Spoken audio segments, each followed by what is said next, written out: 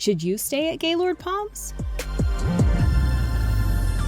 On this episode of Stay Tours, I'll share my very first stay at Gaylord Palms Resort in Orlando, Florida. Let's explore the resort with its larger-than-life atriums and our stunning room in the Gulf Coast Tower, which was part of the Gaylord's impressive 2021 expansion project. We stayed at Gaylord Palms for 4 February nights. It was an easy walk from the lobby to the elevators up to the 4th floor. The finishes in the Gulf Coast Tower were fresh and modern. Beautiful shades of cream and teal, and everything felt nice and new. While having a room overlooking the atriums might have been fun, we appreciated the Gulf Coast Tower's cozy separation. The coffee situation was just fine. A box with regular and decaf coffees, as well as tea bags and fixins, was replenished daily. Bottled water was also complimentary, but we brought extra to store on an overhead shelf and in the mini fridge below. No microwave here. We did see a microwave on a shelf in a hallway near the front desk. The bathroom was sectioned into 2 mini rooms. The inner room had a stand-up shower with a shower head, wand, and some lovely smelling shampoo, conditioner, and shower gel from the resort spa. This space also housed the toilet. Just past a gliding door was a luxury families will appreciate, 2 sinks, and a nightlight built into a fancy mirror that I didn't notice the first night, which I spent stumbling in the dark to use the bathroom. More spa-smelling lotion and soap, and a pretty high-end hairdryer if you ask me. When the rest of the family was sleeping in, I loved shutting myself into this little area to get ready each day, taking my time and sipping my coffee. Bonus, the other side of the door out of this space is a full-length mirror. There was also a hook that I didn't notice until after my first shower as I picked my towel up off the floor. I wasn't really sure where to hang my travel toiletry bag, and I would have liked a magnifying mirror to do my makeup. Also of note, an ice bucket, safe, and motion lights in the closets. In our guest room, everything felt right-sized and well-designed. The color scheme and materials felt high-end but comfy, not stuffy. We had a stylish desk with outlets and USB ports and a substantial chair. And there was this little elegant couch with drawers underneath rather than having a typical chest of drawers. Does anyone out there actually put their clothes in these drawers, or do y'all just live out of your suitcase like I do? Let me know in the comments. The mirrors made this room feel airy and large. Great design trick, totally works in this room. Upholstered headboards too, but the material felt more like vinyl than fabric, so beautiful to look at and not gross. Our first morning, the alarm clock went off unexpectedly at 6 a.m., but I still appreciated having all of these charging options for our devices. And this clunky, yet functional outlet on my side of the bed. Yes, this is rare for the person who doesn't sleep next to the nightstand to have outlets to charge stuff nearby. Reading lights on the non-nightstand side of each queen bed with USB was yet another nice touch. On to the pillows.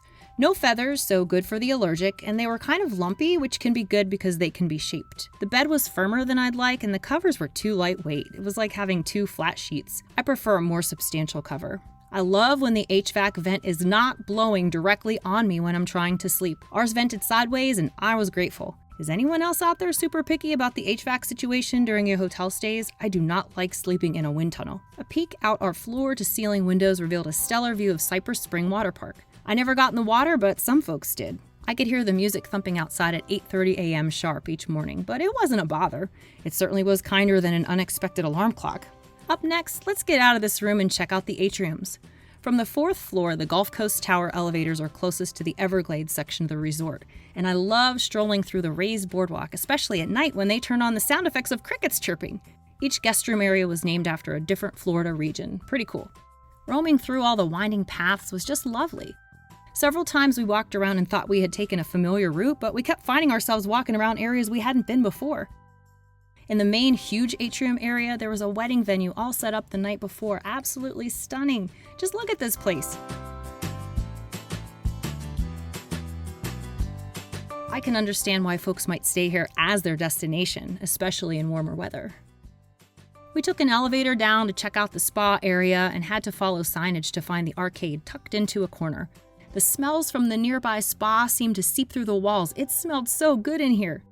The fitness center was challenging to find by elevator, but it was impressive. I didn't want to weird people out by filming in there. We almost missed the 3rd huge atrium with a restaurant shaped like a sailboat.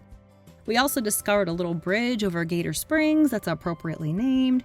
There were waterfalls and koi fish swimming in ponds. I bet we walked 5 miles or more just roaming the atriums and taking in all the sights, sounds, and smells.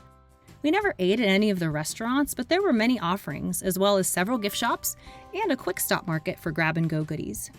We had significant chilly rain for several days of our stay, so we really didn't get outside very much.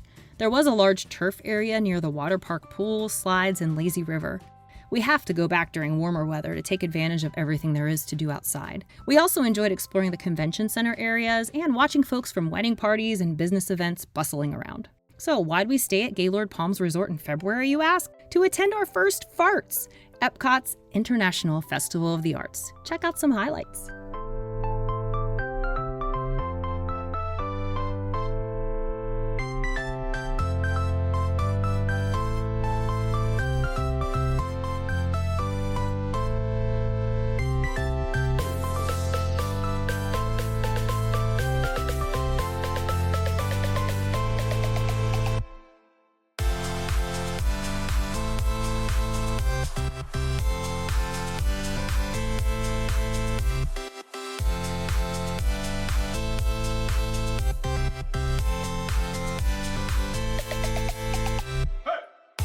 So ends another stay tour. I hope you enjoyed this tour of a guest room at Gaylord Palms Gulf Coast Tower. Please like and subscribe as we tour more of our stays. I guess I gotta go home now.